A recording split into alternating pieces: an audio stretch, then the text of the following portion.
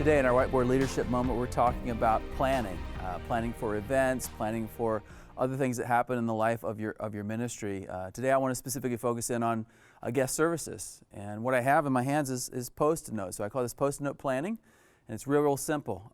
You get your group together, you begin talking about the event that you're going to have. And let's just assume it's a guest services experience. And you're imagining a family coming to your church that's a total of 6 people, a husband, a wife, an infant, an elementary school child, a junior high school kid. So you begin your planning like this. What's the first thing, what's the first decision they're going to have to make?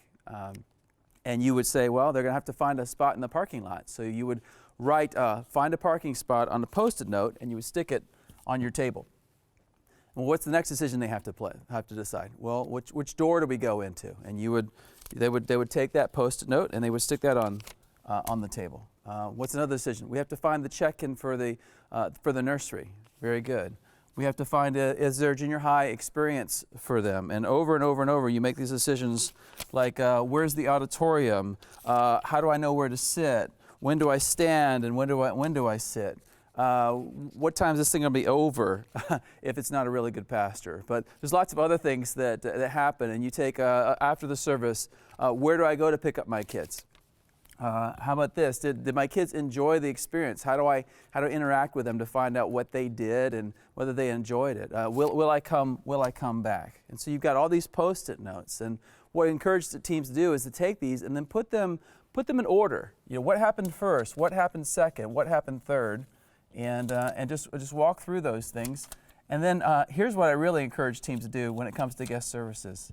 I encourage them to go back out and start in the parking lot and go from step 1.